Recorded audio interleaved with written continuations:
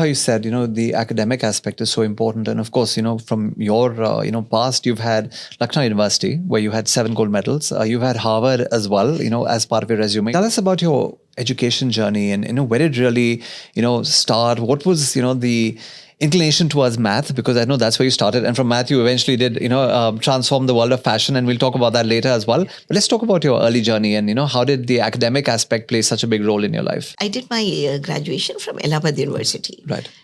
So in BSc, we had a modern mathematics professor. And he said, how do you define zero? A wonderful gentleman, Sharma ji karke hote the. Mm-hmm. He's no more. And that's when I realized that I had a passion for mathematics because I could spontaneously do well there. Right. And then I pursued in Lucknow. I think, हम लोग की जो Indian education है ना, वो बहुत ground करती है आपको, बहुत basics बहुत strong सिखाती है. Correct. A lot of people say that rote है. Yeah, rote है. But at some level, it opens your mind to possibilities. Sure. And I would say Harvard was... opens your mind to various possibilities.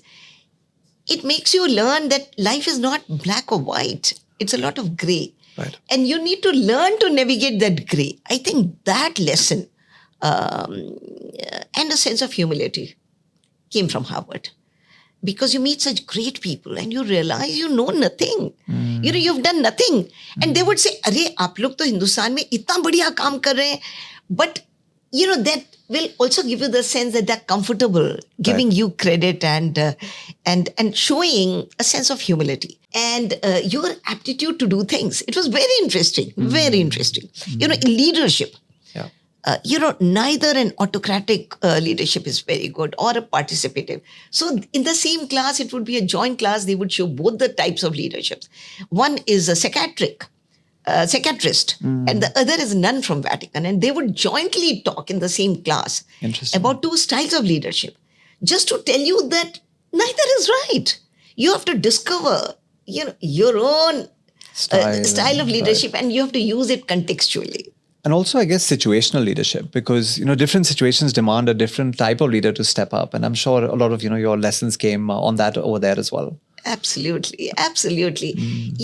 Because what is relevant when you are young as an officer in the field and when you are mature at the state, heading the state secretariat, right, or in the government of India, right, the challenges of the leadership are very different. Yeah. And so your response has to be, you have to, in our service, interestingly, we move across departments, across positions, from the field, from a municipal corporation, various positions. Correct. And your leadership style has to adjust. You have to learn, unlearn. You have to listen in. People have to know that you are listening and you are listening intently. Correct. And learning intently and unlearning. Now, I think that leadership also evokes other people to follow the same model. Very true. If you're committed, if you're working hard, you have to fundamentally, you have to be willing to put in hard work, which many of us don't want to do. So, there was a lot of learning. And then, of course, 1979 is when you join, the IAS. And when did the move to Gujarat happen? Was that straight away, or did that move happen after some time? No, it was, I think within a year we get our cadre allotment. Right. And, when we join in the academy, we are all like straight out of college. You have not done anything. You have a lot of idealism. Right. At that young age. In our case, it used to be. In 79, it used to be. That we were mostly out of college, full of idealism, full of we'll do this, we can do this, And in the training, I would say, is also very, very good training that we got. We also used to be sent to the field. In the field, we were supposed to start as tehsildars. So, you would have attachment where you'll function independently for 1 week as a tehsildar. So I would say the format of training was very good. Very good. Very robust. Yeah. And of course, the Gujarat cadre is, spoken very highly of. In fact, for our viewers, I met Ms. Gauri when we were actually at ET Summit in Bombay a few weeks ago, and we were sharing the same stage. And the gentleman sitting next to me, was from the NIFT, and he mentioned, he said, "Aap jante hain, ye Gujarat cadre se the." So, so the Gujarat cadre has, a lot of respect. And I think what you all have done at that time, and the Gujarat that we see of today, and of course, powering the Indian economy and our engine, I think a lot of it was thanks to the work that you all did on the ground back then. The Gujarat public is very well aware of its rights. I mean, you would recall how Gujarat has been the trendsetter in taking up any cause which they believe in and they believe powerfully in. So I would give a lot of credit to the Gujarat population for being very aware of their rights. Right. So, interestingly, we were posted in Bhavnagar. My husband was district magistrate and I was municipal commissioner. Right. And people would say, public servant, आप तो हमारे servant हैं. वो रात को 10 बजे phone करेंगे. I used to stay in the collector bungalow. Right. रात को 10 बजे फोन करेंगे घर पे. मारू gutter उभराई छे. My gutter is overflowing. And I would feel so delighted that any citizen feels empowered to be able to call the municipal commissioner at 10 o'clock at night to say my gutter is overflowing. So, that's a very demanding public. Right. I'm saying demanding, but at the same time, very appreciative. If you do good work and if you do genuine work, they will remember you for ages.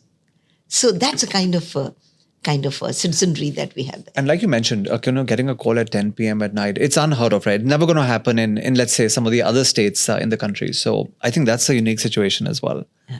And 1991, I think it was 25th July when, Manmohan Singh, the finance minister at that time, delivers a budget.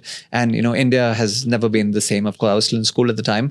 But a watershed moment. And you, at the time, are playing a key role in a key state. Yeah. What was that really like at that time? In 91, I was in the Ministry of Finance in Government of India. I had just come to Government of India. Right. And it was very interesting that we used to have conversations, very open conversations on what we are doing right, there was a sense of openness in conversations. Right. And he was a very good finance minister. Right. And he encouraged, we were deputy secretaries at that time, but we would have a straight briefing from deputy secretary. We would be briefing the finance minister for parliament questions. And we would even be in meetings, we would be encouraged to give suggestions and to question what we were doing. So I think that was an openness. It was not just that the economy opened, the conversations also opened to self-assessment. Right. So very interesting times, yes. And prior to that, I mean, we were in a really bad situation as a country, right? I mean, when they were talking about, selling our gold reserves and everything else, we were in a mess prior, right? Yeah, so, this is the beauty of India, that when we faced against a wall, we all work together. Right. And we come up with innovative solutions. And that's again something which I would say in Gujarat. You come up with creative, innovative solutions. You find you're not focused, you're not problem focused. A lot of people are focused on problems. In Gujarat, we are solution focused. We are trained to be solution focused. So, if you have a problem, you could say, oh, I have a problem. Here we would say, okay, if we can't go around like this for a solution, can we go around like this? Now that is something which we are trained to do in Gujarat.